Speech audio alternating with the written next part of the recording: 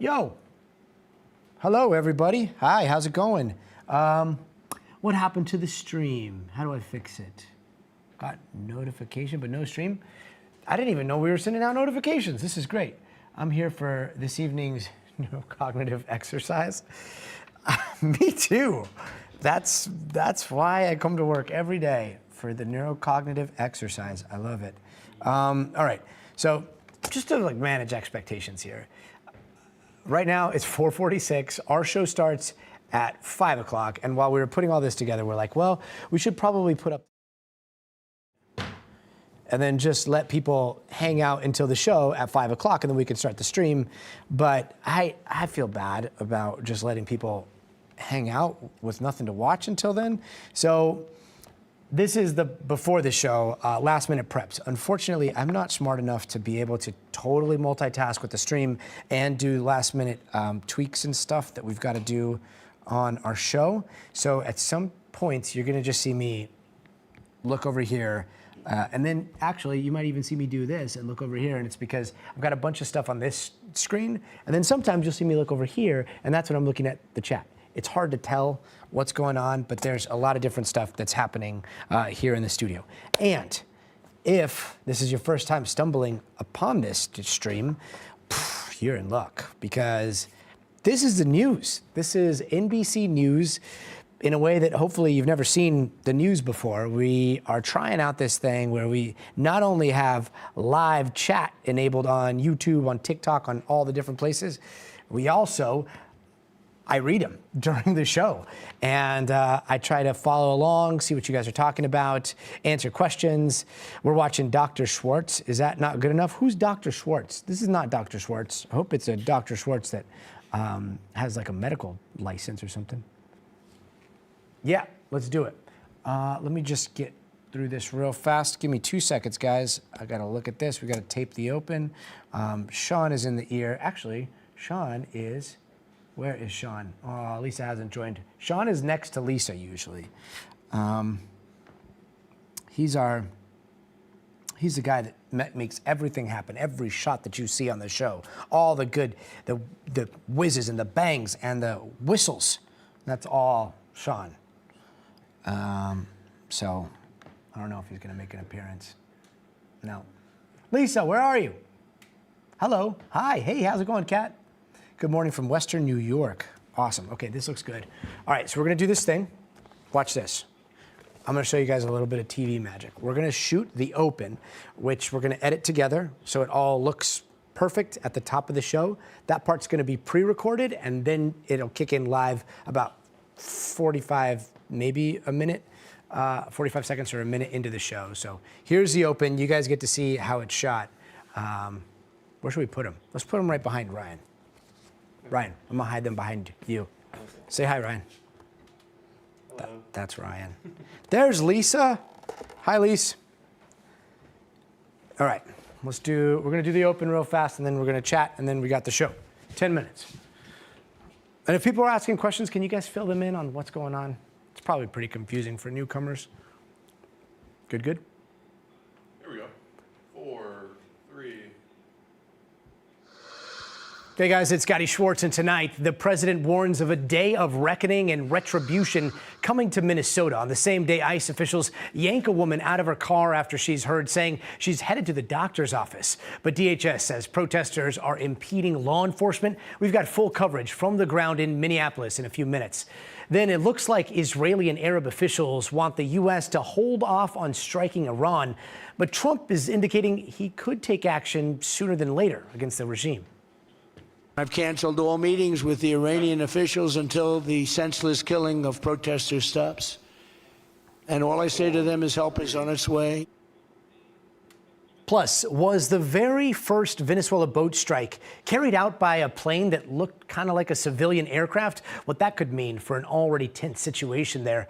Then a new study suggesting astronauts that go up must come down, maybe with their brains in a different position in their skull. What the heck's going on there? We're going to explain in tonight's Future of Everything. Claire. 1 minute on the dot. 1 minute on the dot. There we go. And this is big, Mike. What's going on, guys? Hi. Stay tuned. What? Oh, man. Lisa, did you hear that? I've had enough time to practice that. Yeah. Big Mike's been gassing us up. All right. Back to the stream. What happened to okay, let's see here. Finally, our news is adapting. That's what yes, I hope so. This is like I'm not gonna. Hey guys, it's Scotty Schwartz, and tonight the president warns of a day of reckoning and retribution coming to Minnesota on the same day ICE officials yank a woman out of her car after she's heard saying she's headed to the doctor's office. I mean, what's going on there? We're going to explain it tonight's most noble profession. I like NBC News. Well, Jacqueline, we like you too. Getting ready for the new cold blast in Ohio. It's going to be down to 20 by this time tomorrow. Yikes, Ohio. I don't even want to tell you what it is out here in LA. But we could be wearing shorts. I love that the chat is open. Coping alone? Thanks. Tell me what you're thinking about 10 minutes when the chat is real spicy and we're going into the news. But for now, look, everybody is, having a good time. This is cool. Hi, Lisa. How you doing? Oh, hello, SML. Good to see you, too. Just ignore me and go straight to the boss. Cool. Yo, chat, we're cooked. Sahara, I sometimes agree with you. Let's see. I know. Hi, God, he needs a mug. Hey, did you just read my mind? Did you design the theme of your graphics? They look amazing, Max. Oh. I did not design them. They were like, hey, what would you, if you had a show, like what would you want the vibe to be? And I was like, oh, LA, cyberpunk, but also like chill because of the sunset. I was like, this is very esoteric, but I was like, okay, you know how when you get stuck in LA traffic and you're just super pissed because you see the red brake lights and then the sky is like on fire and it's beautiful and you got the palm trees everywhere and then you look up and you're like, even though you're stuck in traffic and you're super stressed out, you find this moment of zen. That was the vibe we were going for. And so that's the vibe of the graphics package. And they kind of hit it out of the park. Oddly enough, that is the day and age that we live in. So, here we are, brake lights and everything. Next level news, greetings from Germany. Great to see ya. It's not working. You don't know what you're doing, technically. No, Sean. Also, Sean is, look at that guy. Look at that Sean. Sean will, I'm terrified of him. Thank you for telling the truth. Nice information. Hello, Aaron in Germany. So yeah, here we go. In 6 minutes, 5 minutes and 30 seconds, we're going to be starting with the news, and we're going to start with that thing that we call a pre-tape in the news. And if you're joining us right now, this is NBC News. I'm here on the Universal Studios lot, and that wonderful woman up there, along with that handsome, debonair director over there, that's Sean, and that is Lisa. Completely ignoring me like they normally do, but Lisa is usually the one that's in my ear. So she is the executive producer. Can you hear me? Oh, I can't hear you. Oh, I wasn't talking to you directly. Now I am muted myself. There we go. Do you want to hear what we're saying in here until we get started? No, I don't. You're probably talking all kinds of smack. What's the latest? No, nothing. We're just checking everybody in, getting rolling. 5 minutes of showtime, the usual. Nice.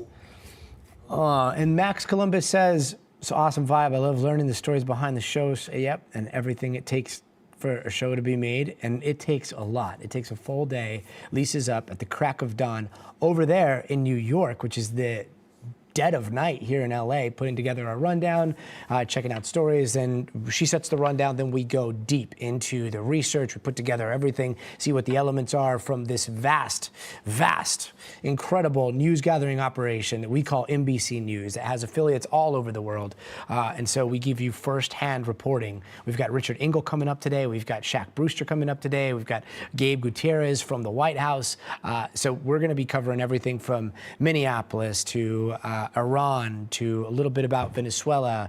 We're going to be talking about space stuff and what happens to astronauts' brains when they come back down to Earth up there in space. We've got an update on the Uvalde officer who's on trial. We've got an update on what's happening right now in front of the Supreme Court when it comes to transgender athletes.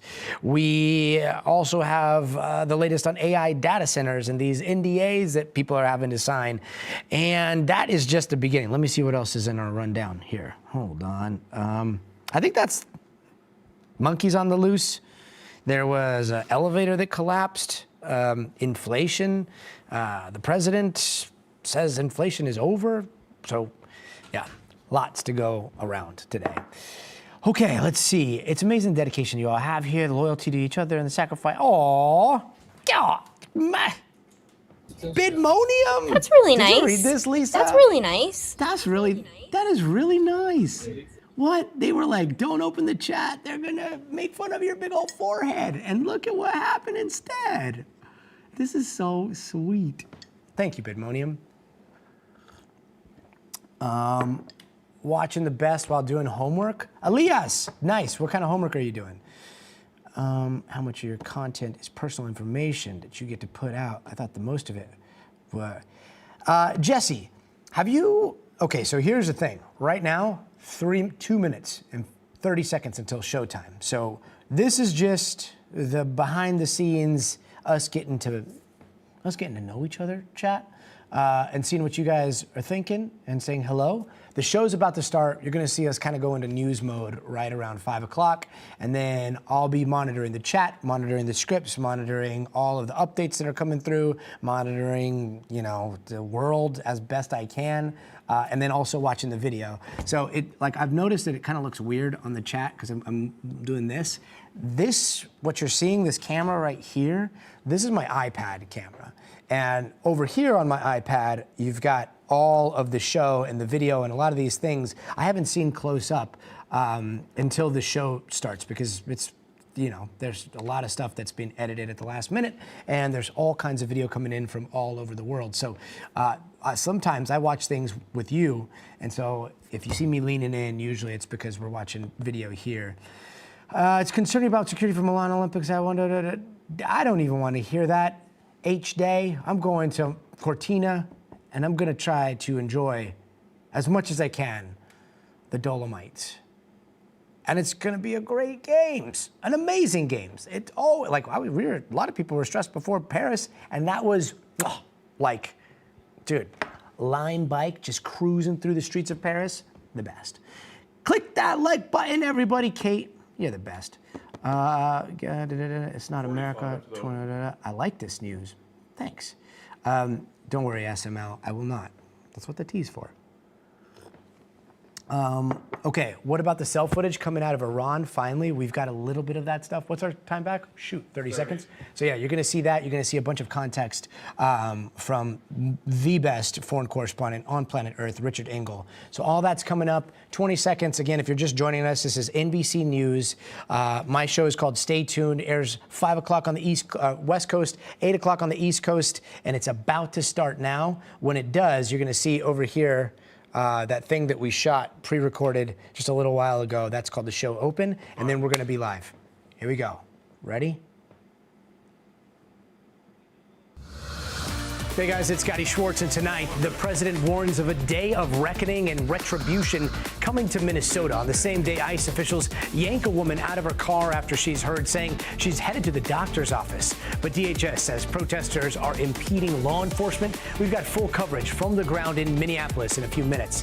Then it looks like Israeli and Arab officials want the U.S. to hold off on striking Iran. But Trump is indicating he could take action sooner than later against the regime. I've canceled all meetings with the Iranian officials until the senseless killing of protesters stops. And all I say to them is help is on its way. Plus, was the very first Venezuela boat strike carried out by a plane that looked kind of like a civilian aircraft? What that could mean for an already tense situation there. Then a new study suggesting astronauts that go up must come down, maybe with their brains in a different position in their skull. What the heck's going on there? We're going to explain in tonight's Future of Everything.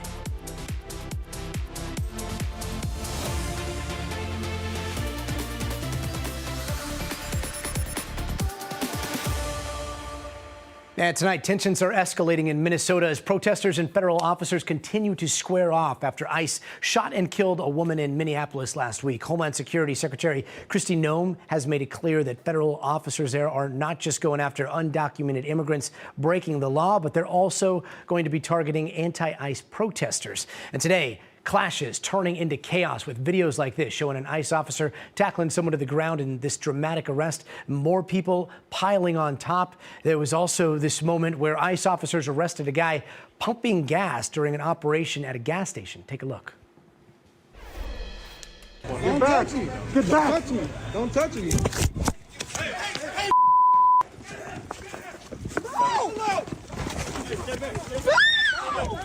Hey, you guys need to back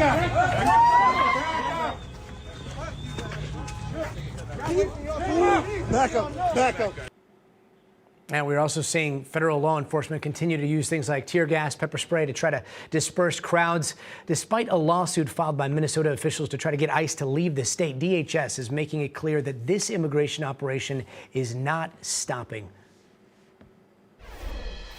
We're enforcing laws enacted by Congress. If these protesters don't like it, go protest Capitol Hill, because we're enforcing laws that they enacted, and we're not going to apologize for doing it. President Trump is making this country safer. And then there's this other video that is becoming quite the flashpoint. Federal officers pulling a woman out of her car when she says she was trying to drive down her street to a doctor's office. Scenes that seem to be drawing pushback from some of the president's most notable supporters, like Joe Rogan.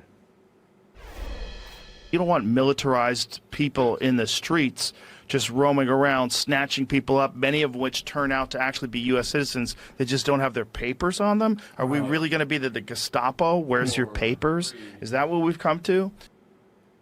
And as the operations ramp up, so do the demonstrations. Students in and outside of Minnesota walking out of class today protesting ICE in their communities. Our generation right now, a lot of us are scared and afraid of what's going on, and many of us have no control over it other than speaking our voice. And another version of protest. We're learning tonight that at least 3 prosecutors in Minnesota's U.S. Attorney's Office are resigning over concerns over the direction of the investigation into Renee Nicole Good's death. All of this coming as the Trump administration is making moves on Somali immigrants in the United States, putting an end to their temporary protected status and giving them a March deadline to leave the country. The president says he is not stopping there. While talking in Detroit earlier today, he elaborated on his plans for the Somali community. We're also going to revoke the citizenship of any naturalized immigrant from Somalia or anywhere else who is convicted of defrauding our citizens. We're going to get them the hell out of here. And NBC News correspondent Shaq Brewster joins us from St. Paul, Minnesota tonight. Shaq, let's start with what's happening on the ground there where you are. It seems like every day it's more videos going viral, then more protests. What have you been seeing out there? Yeah, and another round of protests here outside this federal facility. I'll let you take a look at what we're seeing here in the crowd that we have here tonight. It's few more people than we had yesterday, and what you see, it's a consistent pattern where sometimes the protesters go into the street and then the federal officials will come out, and that's when you see another round of tear gas, another round of those pepper balls and beanbag rounds, another round of those crowd control munitions. And this is something that's not just happening in front of federal facilities, but also in Minneapolis neighborhoods. Repeatedly. We were there right after there was a round of tear gas about a block and a half away from where Renee Good was killed. I talked to a woman who said she was drinking her morning coffee, decided to, or heard the commotion outside, decided to go outside, and then this is what she told me happened. As they started to get into their vehicles for the last time, they threw multiple flashbangs with pepper spray. Right here? Right here. This is your neighborhood? Yeah. I got pepper spray all over me. It's the first time I've had pepper spray. I couldn't see to walk home hardly.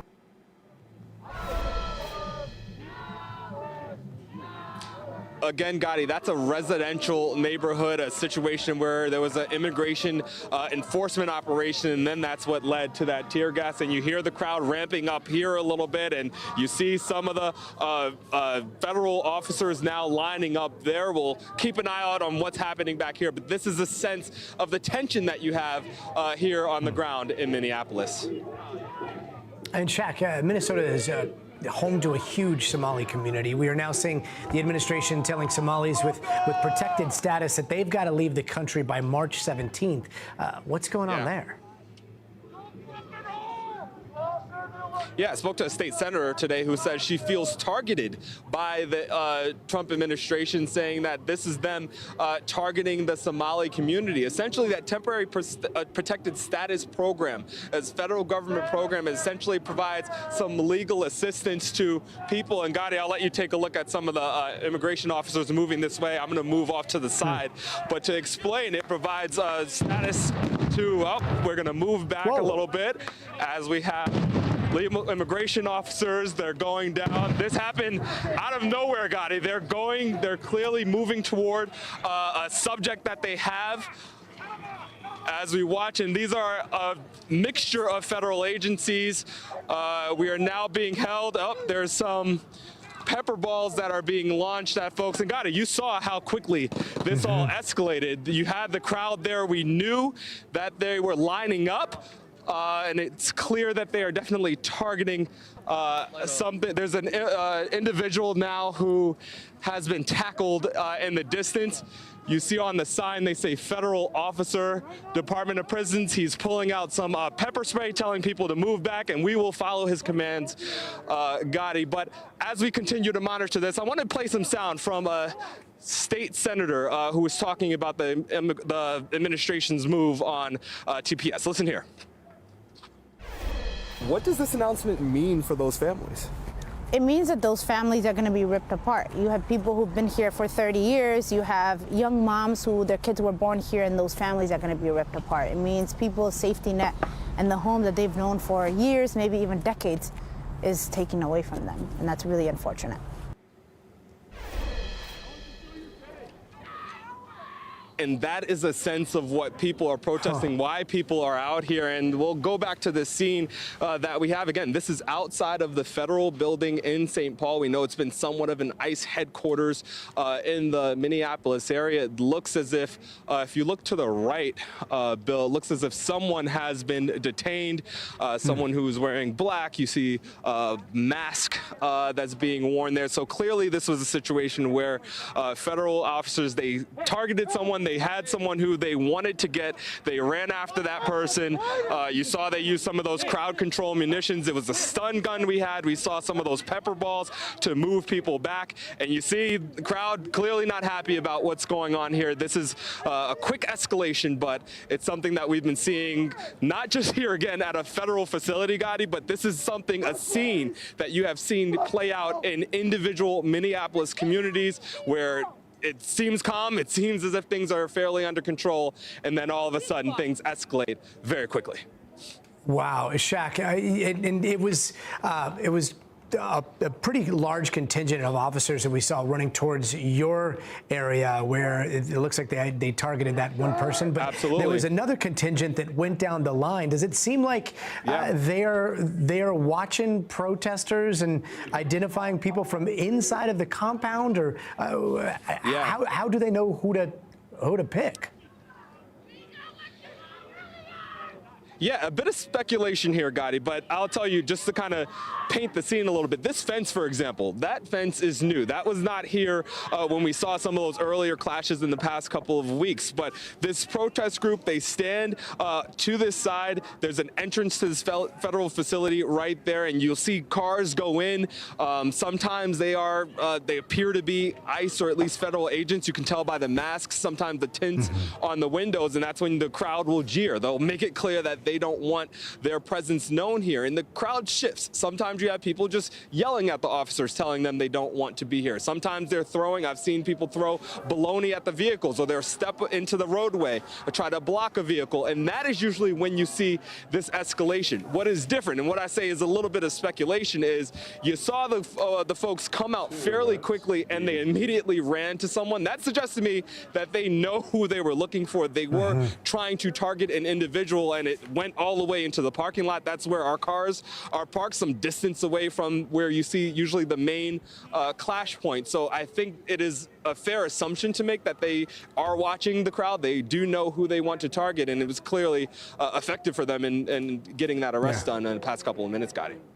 And Shaq, real fast, the person that we saw get detained there, they were wearing a mask. I mean, in St. Paul, it is freezing there, and I appreciate you being out there in the elements, but are a lot of the protesters wearing masks? I mean, what's the mask situation? Because you see most, if not all, of the federal law enforcement officers wearing masks, right?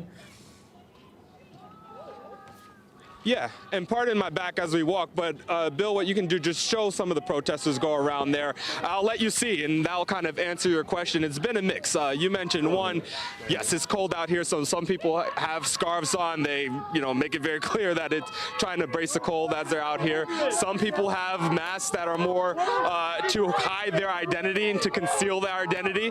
You'll see some of the individuals in the crowd, they have gas masks. And that's because you see how quickly this can escalate. So they put the gas mask on in case you have those situations of tear gas. So it's a mix in the crowd. Some people have the actual surgical masks, a reflection of the flu that's happening going around. So different reasons, different people having things in the crowd. We're going to get out the way again just to make sure that we're all good here. But a variety of face coverings that we're seeing here in this crowd, Gotti. Yeah, such a dynamic situation out there. Shaq, always appreciate, no one gives us a full picture like you do. Shaq, thank you so much for all your reporting. We'll be checking back with you hopefully in a bit. Meanwhile, inflation is apparently defeated, at least according to the president. Today, he was in Detroit hyping up his economic agenda, and he touched on a bunch of topics while also still swinging against Fed Chair Jerome Powell throughout the day. Take a listen. So he either is incompetent or he's crooked. I don't know what he is, but certainly he doesn't do a very good job. He either doesn't know what he's doing or it's worse than that. And you know what I mean by what. So hopefully he'll be out of there soon. If I had the help of the Fed, it would be easier. But that jerk will be gone soon. And let's go to NBC News senior White House correspondent Gabe Gutierrez at the White House. Gabe, let's start with this feud with Powell. What are lawmakers saying? And more importantly, can they do anything about it? 4 minutes, sir. Well, Gotti, look, more and more Republicans have been coming out.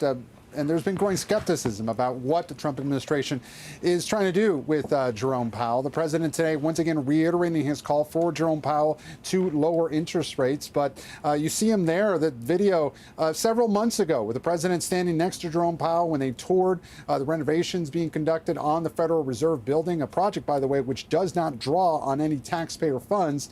But the president has been ramping up his criticism of Powell since then. And now we have this criminal inquiry by the Department of Justice. Let's listen to some of what some lawmakers have been saying about that inquiry. I don't think Jay Powell's a criminal. I think he's a bad Fed chair. If there's nothing there, and I would hope and think there is nothing there, then this is destabilizing, and it looks like the Justice Department is being used as a weapon, and I don't want that to ever happen under any administration. So there you go, Gotti. You have two Republicans there voicing skepticism about this criminal inquiry. You do, though, have some other Republicans backing the administration at this point, wanting to see how it plays out. We did hear from House Speaker Mike Johnson, who essentially said as much, that he said that this investigation should play out. Gotti. And Gabe, in terms of the affordability crisis, it seems like the president is making some very big promises that have to sound like music to the ears of those that are struggling paycheck to paycheck. Capping credit card interest rates, trying to lower mortgage rates. Is that going to happen? Mm-hmm. Well, Gotti, the president, it is interesting. The president has been railing against this word affordability, saying that it's a hoax concocted by Democrats. But recent polls have shown that a growing number of Americans have become increasingly skeptical of his handling of the economy. And today, he was in Detroit talking up the economy. He's even called an unlikely potential ally, progressive Democratic Senator Elizabeth Warren, to speak about the issue of affordability. And today, during his comments in Detroit, the president did lay out that he wanted credit card interest rates capped at 10% for 1 year. Take a listen to some of the other policies that he's talking about. And I've also announced that the U.S. government is purchasing $200 billion of mortgage bonds to bring down mortgage rates, and it's had a huge impact. It's already started. In addition, I proudly called for the credit card companies to cap interest rates at 10% for 1 year, because they're getting 28 and 30% and 32%. And it's unfair. The rates are way too high. And so the president, Gotti, asking Fannie Mae and Freddie Mac to buy up to $200 billion in mortgage bonds. That's what he was referencing. The idea being that that could lower mortgage rates. Some analysts worry, or they have concerns about whether that will have a long-term impact. That is what got Fannie Mae and Freddie Mac into trouble heading into the 2008 financial crisis, so it's unclear how that will play out. And finally, Gotti, when it comes to that cap on credit card interest rates at 10% for 1 year, that's something the president brought up during the campaign. Just today, we did hear from House Speaker Mike Johnson and the Senate Majority Leader John Thune, who seemed to pour cold water on that. There are many analysts who worry that by doing that, by capping the credit card interest rates, that could actually hurt people with lower credit scores by hurting their access to credit. Interesting. We'll see how it plays out. Gabe Gutierrez, thank you. And turning now to the other big story out of Washington, where the House Oversight Committee wants to hold former President Bill Clinton in contempt of Congress after he didn't show up today for a deposition about his ties to Jeffrey Epstein. Here's what the committee chairman said. He visited the White House. Jeffrey Epstein visited the White House 17 times while Bill Clinton was president. I've been in Congress 9 years. I think I've been to the White House 9 times in 9 years. No one's accusing Bill Clinton of any wrongdoing. We just have questions, and that's why the Democrats voted along with Republicans to subpoena Bill Clinton. Not a single Democrat showed up today. And the committee says they could do the same against Hillary Clinton if she fails to answer questions tomorrow. NBC News Chief Capitol Hill correspondent Ryan Nobles reports. Ryan? Gotti, make no mistake, this is a real problem for Bill Clinton and Hillary Clinton. They are staring down the barrel of a possible contempt of Congress charge, which could lead to a criminal referral to the Department of Justice and then prosecution. And this is something they're aware of. In a letter that they sent to James Comer, who's the chair of the House Oversight Committee, they acknowledge the fact that this could end with imprisonment, which could be one of the penalties if they are found guilty of criminal contempt of Congress. But that is still not enough for them to listen to the demands of the House Oversight Committee and appear to answer questions about the Epstein investigation. They believe that the subpoena is legally invalid. They don't believe that a former president should be called to answer questions in a forum like this. And furthermore, they say that Bill Clinton has done nothing wrong, that he has been very transparent about his interactions with Jeffrey Epstein. This despite the fact that Clinton continues to pop up with every release of Epstein documents. His name pops up, his photo pops up over and over again. But he says that he has made it clear, release every single thing in the Epstein files, and I don't have a problem with that. Ultimately, this will be a decision for the entire Congress. If they move to a contempt of Congress charge, it first has to get out of the committee and then has to be voted on by the full House. There's no guarantee of that happening. But at this point, the Clintons remain committed to not appearing in front of the House Oversight Committee as part of their Epstein investigation. Gotti? NBC's Ryan Nobles, thank you so much. And turning now to the latest in Iran, President Trump sending a clear message today to Iranian protesters across that country and their regime about what could come next. Help is on its way, and I say make Iran great again. And this strong action you're talking about, what's the end game? The end game is to win. I like winning. Now, the number of the dead in Iran, it's only expected to rise right now. It is hard to get accurate numbers, but more than 2,500 people may have been killed. Another 16,000 or so have been arrested, according to numbers, according to a U.S.-based human rights activists news agency. NBC News chief foreign correspondent Richard Engel joins us now. Richard, we have seen some very widely ranging estimates on how many people have been killed right now in Iran, from hundreds a few days ago to now thousands and thousands and beyond. Do you know what the death toll is right now?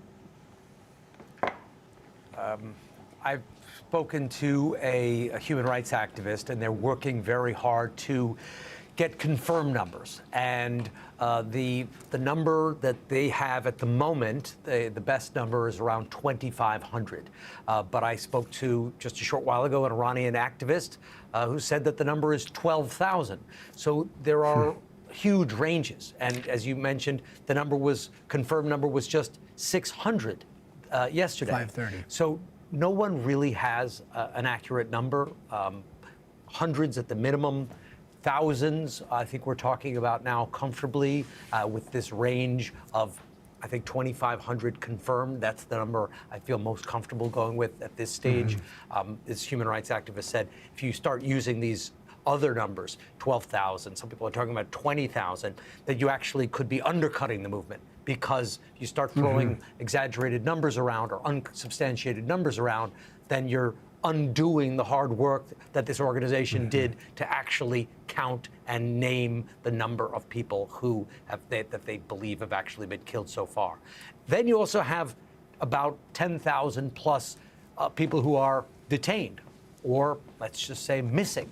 So in a situation like this, we really don't know. But I think it's fair to say that thousands are dead, according to multiple activists and a prominent human rights organization, and 10,000 plus detained that we know about. I mean, that loss of life, no matter what the number is, in the thousands, is staggering. Do you know what the status is of the internet blackout? Because we've been seeing a lot of video get out. Today, it almost seemed like a little bit of a lull in information, apart from a lot of these estimates about the death toll.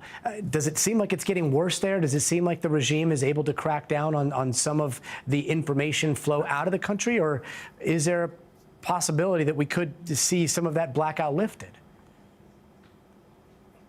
I don't think we're going to see that internet blackout lifted. I was in Iran when the Green Revolution began, and one of the first things they did was lock down the internet. And it's a tactic they also used a couple of years ago when there were women-led protests in the country. The cracking down on the internet, cracking down on the flow of information, particularly video out of the country, is seen as essential. What we saw today, however, was Iran starting to loosen up some basic communications, landlines, in cases where people were able to make calls to just kind of do wellness checks to tell their family that they're okay, because the government is trying to do kind of two impossible things: to crack down on the protests, but try and tell the people of Iran that everything is normal, because they don't want to stir up even more panic than there already is. Nobody believes that life is normal, but that's the government's message. Everything is fine, we're still in control, but we're hunting down these rebels and these Israeli and American collaborators. But Gadi, you raise a really interesting point about communications. And there's a story that isn't getting very much attention about how the protesters are getting images out of the country. And we've talked a little bit about these Starlink devices. And Starlink, it's a satellite communication. It's an Elon Musk technology. Each box is about the size of a laptop, and it goes straight to the satellite. So even if you cut off the basic internet service to a country, you shut off the cell phone towers, these Starlinks will go right up to the satellite and allow people to communicate back and forth without using the infrastructure of the country. Now, here's the question. How did the Starlinks get into the country originally? How did they get there in the first place? And an activist today spoke to our partner networks over at Sky News, spoke to Yalda Hakim. I do a podcast with her. And she spoke to a person who brought in, after the last round of protests, pre-staged a lot of these Starlinks for a moment like this, so that when the protests erupted again, activists, organizers would have this technology on hand and be able to use it. Now, what's happening? Why are we seeing fewer pictures? Because who is Iran linked with? Who is Iran allied with? they're allied with Russia. And Russia has been actively working to jam Starlinks in Ukraine. And according to this this activist who helped bring in the Starlinks, now Iran is working with Russia to try and jam the Starlinks that were smuggled into the country. So there is a communications and a technology war going on in the background, all about these pictures, all about the images of the revolution. Yeah, shows the power of those pictures. Richard Engel, thank you so much for your reporting. Now let's bring in Gordon Lubold, a national security reporter for NBC News, with new exclusive reporting tonight on how Israeli and Arab officials might be reacting to the possibility of U.S. strikes on Iran and why they might be privately urging the United States to hold off for now. What are you hearing here? Hi. Right. So despite all the rhetoric and the kind of push for military or other kind of kinetic action in Iran, I think Israel and some Arab states are suggesting to the U.S. that this is not quite the time for this kind of kinetic action, that the opposition inside Iran is still, pushing and bubbling up. But like right now, if the U.S. or others were to take military action in Iran, it could actually undermine that effort. It's just they're not quite there yet. And what are some of the options, the U.S. options on the table right now as far as military intervention? We usually think military intervention, military targets. In this case, what does that look like when you're dealing with a very tight police infrastructure? Sure. There's a whole range, and I think U.S. military has presented to the White House that full range, and it could be, at the high end, the things that people mostly associate with military action is strikes on particular targets, maybe even individuals. But further down on that spectrum is you could do cyber attacks, you could do other kind of attacks that would, strikes that could signal the U.S. military or others are sending a signal to Iran to let the opposition have more power, or to at least send the signal that they were watching. And then on the non-military side, of course, there's more sanctions or other kinds of things like that tell the regime that they're paying attention and that something else could come down the line. But like there's gradations of things that the U.S. could do that would send that signal. And Gordon, while we've got you, I do want to ask about this reporting from the New York Times and others about this U.S. boat strike back in September, and there were some concerns that plane, the military plane, might have been disguised as civilian or otherwise. Do we have any reporting on that? Right. So NBC News has confirmed that there was a plane that was different from maybe other planes that might have been used or aircraft that might have been used for such an operation. The New York Times reported that a plane that looked more like a civilian aircraft was used for that first strike on September 2nd, in which ultimately 11 people were killed. Of course, that was the kind of infamous strike, the first strike in these boat strikes against the vessels in the Caribbean. Later, we learned that 2 individuals survived that initial strike, and a so-called double tap was used to go back and kill those other individuals. What the New York Times is reporting is that a different kind of plane was used that looked like a civilian aircraft that potentially could violate the laws of armed conflict because it would look like a civilian aircraft, not like a military aircraft. The Pentagon says that like a variety of aircraft is used for any of these kinds of missions, and all of them conform to strict guidelines and adhere to all the guidelines in the laws of armed conflict. Gordon Lubold, thank you so much. And don't go anywhere. Coming up next, the Supreme Court might already be leaning a certain way in a case that would allow states to ban transgender athletes from girls' and women's sports in schools. What we're learning there. Plus, what a new study is revealing about how astronauts' brains may be impacted after spending a long time in space. More later this hour, so stay tuned. 90 seconds? Oh, man. That's not a lot of time to talk. All right, we got 90 seconds here. Let's see, where are we? Conflicts, yes, potentially. Iran, there's a need we have in there. Israelis are telling us to chill, hold off for now. I mean, that was the reporting that we heard, that Arab and Israeli officials were telling NBC, sources close to all of this are telling NBC News that they were suggesting that the Iranian regime is not weakened to the point that something like that would be productive. So we'll see. All right, let's see here. What else? Man, you guys said a lot of stuff. And what time's our? 45. 45 seconds? Yikes. Okay. All right, let me just tell you what's coming up right now. We've got SCOTUS and this trans sports. I'll try not to What was it? in the next couple breaks. Okay.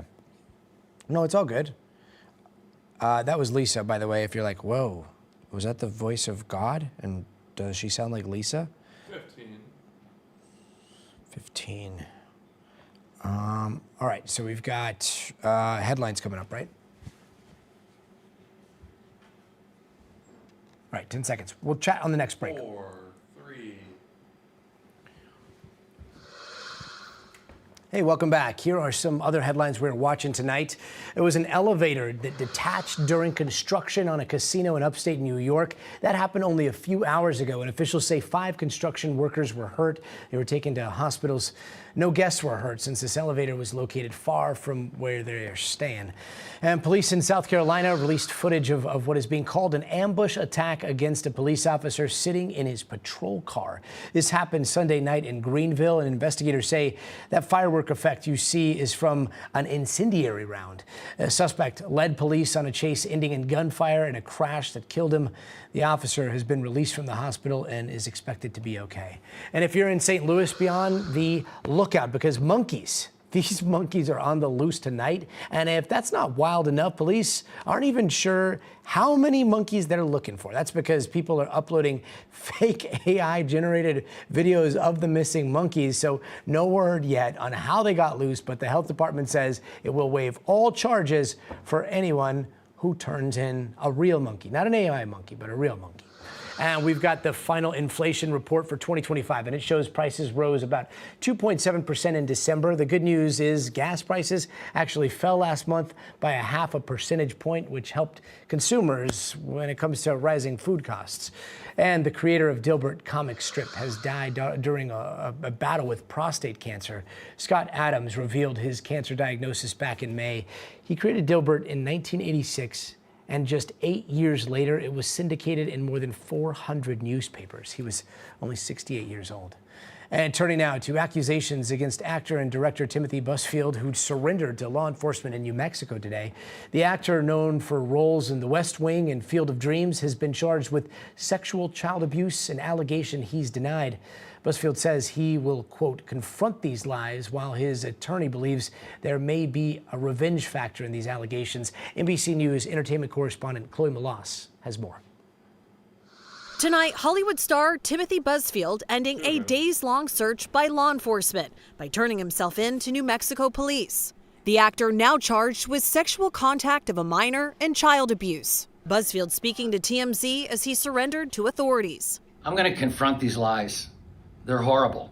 They're all lies. And I did not do anything to those little boys. And I'm going to fight it. The actor was a staple of primetime television for decades. What are you working on? Best known for his roles in The West Wing and 30-something, and movies like Field of Dreams. When did these ball players get here?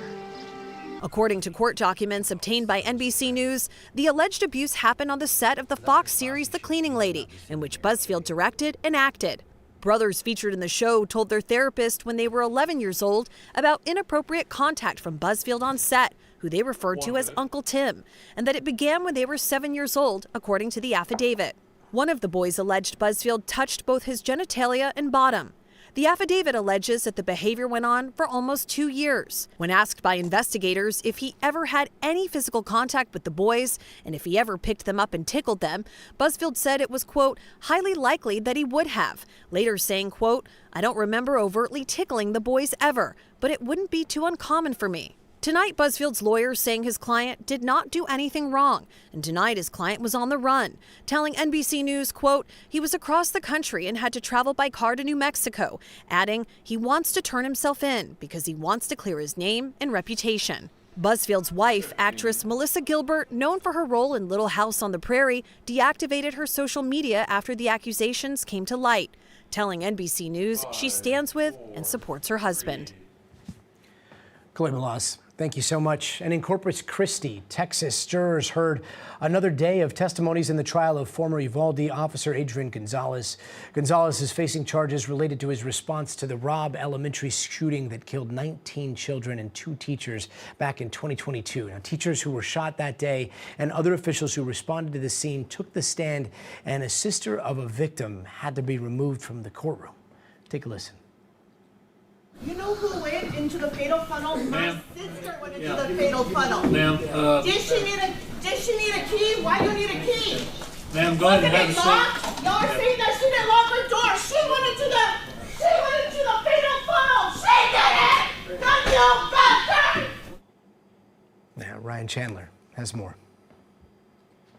Well, Gotti, good evening. As you can imagine, this has been a gut-wrenching week for the families, reliving every second of this terrible day. Many of them watching the entirety of this trial from the back of the courtroom, and we saw those emotions boil over in a heartbreaking way today. You heard Mr. Rand there shout about what she called the fatal funnel. That was a key term in the witness examination in trial today. It's a tactical term referring to an area that a police officer really does not want to find themselves in when they are breaching a room or confronting a subject. It's a bottleneck area where there's poor visibility and bad cover that puts a police officer in a lot of risk. The defense was using that term to help the jury understand some of the difficulties that Gonzalez may have found himself in if he tried to confront the gunman. That fatal funnel being, of course, the door frame to the classroom where Gonzalez would have been very noticeable and didn't know exactly where the gunman was inside the classroom. But that contrast infuriated families because they see an armed and trained police officer outside the classroom with Velma's sister, Irma Garcia, inside defenseless with 21 students in both of those classrooms. So she made her frustration known to the court. The judge then banned her for the rest of trial, and she was escorted out to not return to trial. But Gotti, I'll tell you, I spoke with another family member today, the uncle of Jackie Caceres. She was a 9-year-old girl who did not survive the shooting. And it seems that this outburst is a symptom of a larger sentiment of anxiety and frustration among the family members, many of them not happy with the way the prosecution is handling this. Some of them even calling the Uvalde County District Attorney last week incompetent for some errors that have so far risked a mistrial in this case, though the judge has denied the defense's motion for a mistrial. Still, though, families say that they are optimistic and committed to continuing to be there to be a voice for the children and family members that they lost. Gotti. Ryan Chandler, thank you.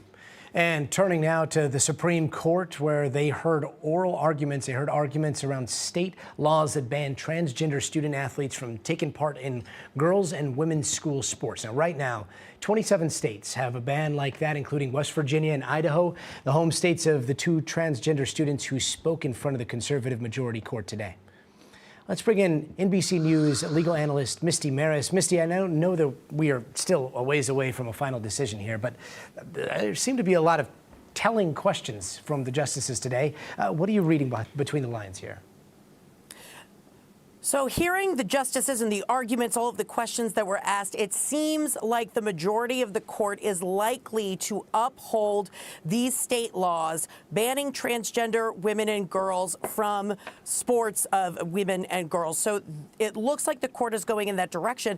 Gotti, the question is, and what was not entirely clear, is what the scope of that decision might be. Will it be something that literally alters the legal landscape when it comes to transgender and transgender rights, or will it be a more narrow decision that impacts sports only? So there's a lot of different outcomes that could happen, but it does seem that the majority of the justices are leaning towards upholding the state's laws in these cases. Very interesting. Can you walk us through the particulars of these two cases here? Yeah, so two different state laws that are at issue, one in Idaho and one in West Virginia. And although there are some factual differences in the cases that are brought, the crux of the cases are the same, and that's why we heard them together before the Supreme Court today.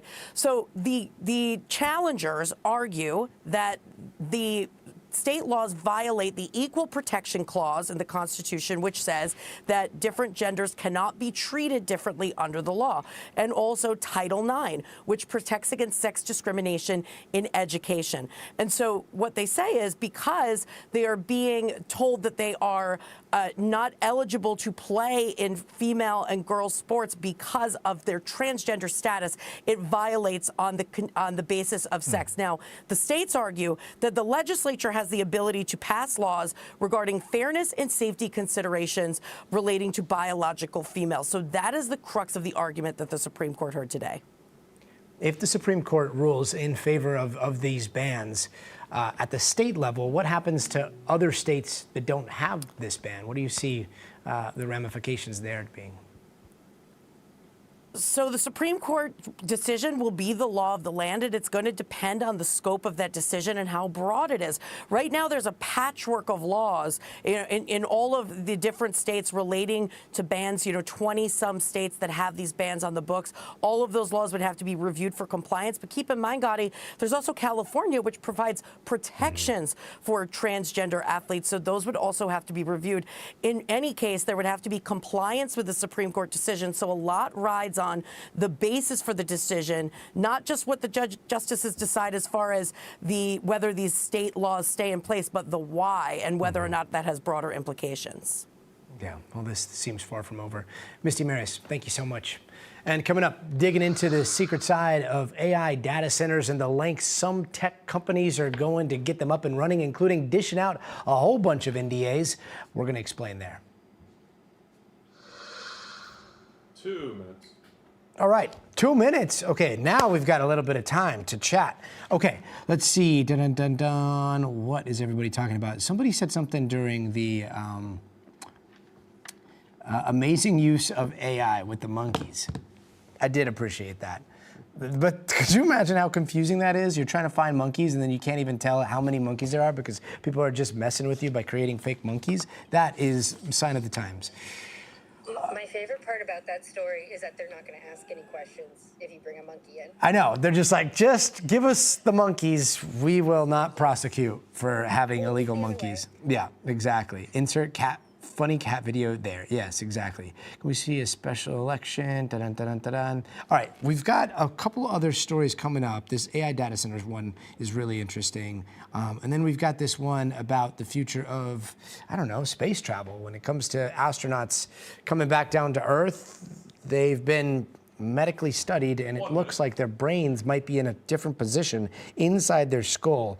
And the placement of their brains and the shape of their brain, it's not great for balance, and it's not great for the things that we need here on Earth. So what does that mean for the future of space travel? Is there a way that we can mitigate that? Who knows?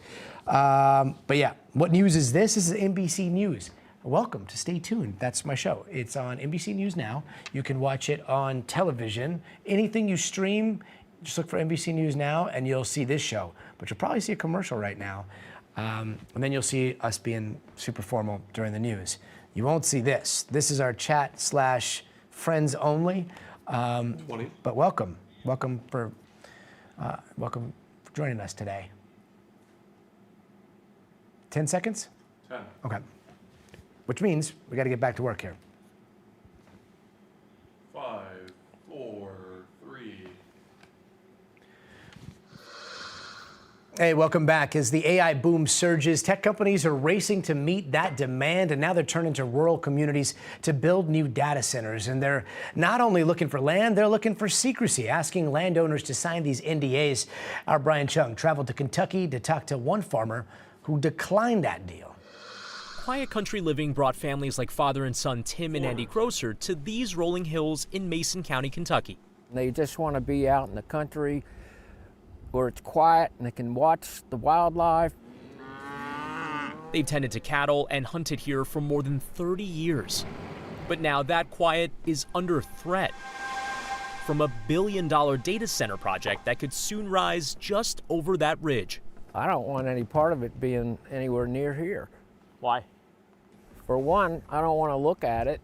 Our power is going to double in price, and we don't have enough energy right now to even supply Maysville through the winter. They have to buy power from the grid. Last spring, the Grossers were offered more than $8 million to sell all 250 acres of their land. That's 35 times what they bought it for in 1988. This is a good amount of money. Yeah, but I don't really care how much they offer. I'm just not telling. When they asked for details about the project, they were given an NDA instead. The mystery guy slides a paper forward and says, sign this non-disclosure agreement and we'll start answering questions. And we said, well, that's a non-starter. County officials telling NBC News they signed non-disclosure agreements with the same company last spring, hoping to secure hundreds of millions of dollars in investment from one of the top 5 tech companies in the U.S. building out its AI infrastructure. They agreed to keep the company's name secret. But for the Grossers, the silence rang louder than the money. How does that make you feel? Handcuffed. I mean, I think they're trying to, protect the potential company from us. It's all going to be a done deal before we can do anything about it. Experts studying data center projects like this one across the country say this kind of secrecy isn't accidental, it's strategic. They're using these agreements to try and grease the skids and try and avoid, to the extent that they can, that community input that could slow things down. But already in Mason County, the community is giving its input after online Facebook groups pieced together what was coming to their town. What's out there they don't want us to know. If they were totally transparent, they wouldn't need the NDAs. It leaves everybody in this county not knowing what they're up against. That's how I feel. At this zoning meeting, frustrations boiling over. NDA, no discernible accountability. Construction chaos and hazards, air, water, noise pollution, water quality, pressure issues, possible electric grid issues as well. This is something that has got to be more open. And the residents of Mason County are not alone. Data center construction is booming nationwide to fuel the growing demand for artificial intelligence, with hundreds of new projects announced last year alone. We found more than 20 cases across 16 states where NDAs were signed between local officials and data center developers. Many of them look similar to this NDA from a town in Minnesota, saying the company should be given a reasonable opportunity to prevent disclosure of the confidential information. 6 of the largest tech companies building data centers across the country all declined to comment or did not respond to questions about the use of NDAs in data center projects. For the Grossers, no details meant no deal. But Mason County officials tell us 18 of the 20 people approached did sign property purchase agreements. We said no. A lot of other people said yes. But no amount was enough to convince them to give up their sanctuary off the Ohio River. I mean, just look all around here. Why would anybody want to give that up? For some mystery purpose, to some mystery company. Yeah. 4, 3. For any company. Yeah. Incredible reporting from Brian Chung. Brian, thanks so much for that. And still to come, how time and space can actually alter astronauts' brains. That's straight ahead, coming up in the future of everything. 2 minutes. I love those guys. Like, dang. I think, Tina, you were talking about, like, integrity. I mean, there's, some people can't be bought, apparently. It's a fascinating story. Fascinating story. Electricity used by data centers. There are just so many underreported aspects of the data centers that are going up all across the country. Space mines. That's right, SML. SML, how's your day? On the outskirts of Huntsville, Alabama, yeah. And then we had some reporting on some data centers in Mississippi that we were doing yesterday. Let's see. She did a phenomenal job, Lisa. That was really, really well produced. Yeah. 1 minute? Okay. All right. I think, is this it? It's already 5:50? How does time fly so quickly? They're building a solar farm right next to it. Wow. Elias, and then Lisa, did you see Elias finished his econ homework? Jeez. He's watching our show, learning about the world, and doing econ. That's pretty wild. I could not do that. I did not do well in econ. No. Elias, shout out, man. That's awesome. Never caught news on TikTok like this. Pretty cool. You can watch it every single day. Ricky or Richie or Rishi. All right. I'm going to go to this right here. Then in just a bit, you're going to see the whole full show. 20. And then hopefully we'll come back in just a sec. Do we have another break, Lise? Yeah, one more break. Okay. Staying here, right? Yep. 5, 4. The animation. And tonight, in the future of everything, a crew member's medical issue is sending a team of astronauts back to Earth early from the International Space Station. This comes as scientists are discovering that microgravity and the amount of time spent up in space can literally change the shape of your brain. NBC's Tom Costello has more. Ever since humans first flew to space, astronauts have described the experience as completely changing their perspective. I remember floating there just thinking about, oh my gosh, everything is connected. But a new study found zero gravity does not just change their frame of mind. It actually morphs the shape of their brains, and it could have big implications for the future of spaceflight. A research team scanned the brains of astronauts before and after they spent extended time in space, ranging from a few weeks to about a year. They discovered that parts of the brain moved up to 2 millimeters, a significant distance inside the skull. This MRI scan shows the changes before and after 6 months in 0G. We found that the individual structures in the brain move more and differently from what we understood previously. This diagram, comparing before and after scans of 3 different durations in space, shows how the same structures moved further up towards the top of the head. And those shifts can stick around long after returning from space. We've studied out to 6 months or a year after people get back, and there are still brain position and fluid shifts that are visible at that time. As a control, Seidler and her team also studied the brains of 24 test subjects who spent 60 days lying down with their heads 6 degrees below their feet, eating, bathing, everything. The result? Similar changes in those brains too. Scientists have been studying how floating in space for months on end can cause dramatic changes to the body. The cardiovascular system changes, the bones change, your eyeballs change, but then your body adapts to it.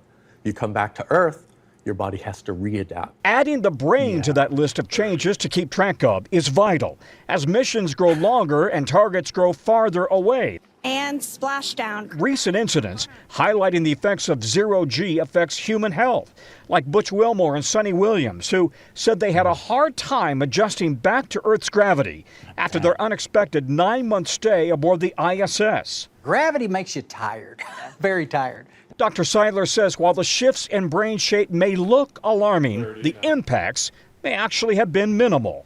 But she says more research needs to be done on the long-term effects years and even decades after spaceflight. So having these shifts in position and fluid shifts coexist with aging, that may be when we start to see some symptoms emerge. It's one small shift for brains in pursuit of another giant leap for mankind. Yeah, there's something we're definitely going to need to figure out if we're a spacefaring civilization. Tom, thank you. Coming up, a man runs into the middle of traffic to save 2 kids who were wandering around alone. Those heroic actions caught on video. But first, you got to see this. There is a new star in Hollywood, and he walks on all 4s. This is Indy the dog. He just got Best Performance at the Astra Film Awards for his role in Good Boy. That is a horror film shot from the perspective of a pet dog, and yeah, he beat out humans to do it.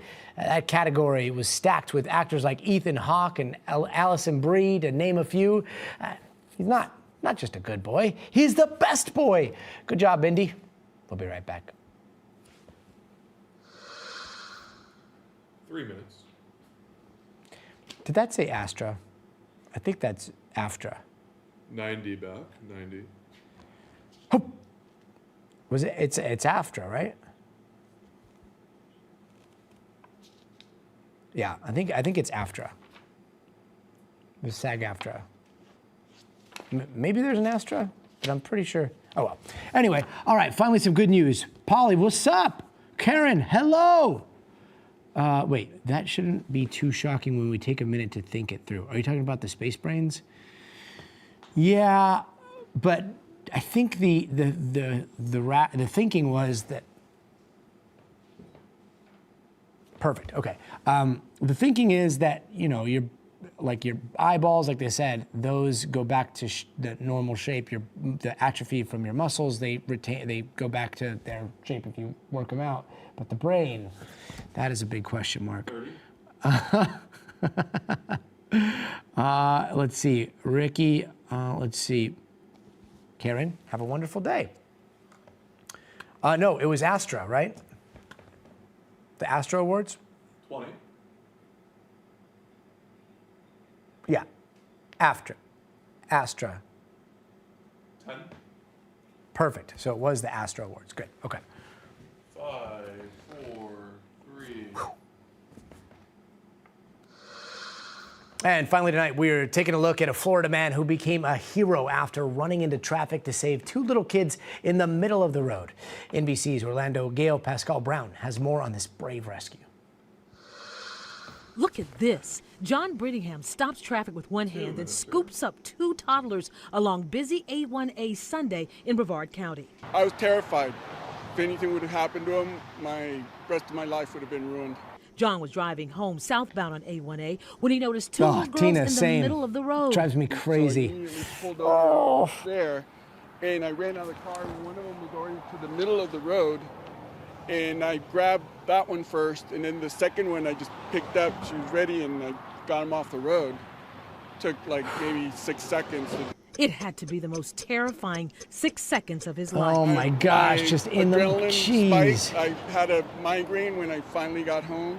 I was drained completely for the rest of the day. This exclusive dash cam video is from his vehicle's front and rear cameras. You can see in the dash cam, she put her little arms up, and I was like, oh my God, how adorable. Oh, and she wanted to be picked up. He then went looking for their parents, found this Airbnb, knocked on the door, but no one answered. So I went all around that house, and no one seemed to hear me yelling, like that I was calling for someone to see if anybody knew, because the girls weren't telling me anything. They were about maybe 2 years old or younger, and all they could do was point to things and say, Finally, he looked in the back gate, which he says was open. He adds that's how the children got out, and their parents were clueless to the fact they were gone. An elderly couple and a That young is girl, my biggest and nightmare. Immediately my biggest went into nightmare like, on oh planet my God, Earth. We're so sorry, and I was like, yeah, no, I'm just glad I could get them back to you. And they were out in the road, and the gate was open. John did not call police. My main concern was to reunite them, and by that time I was, glad that they were with their parents. John, you are such a hero. What an absolute nightmare.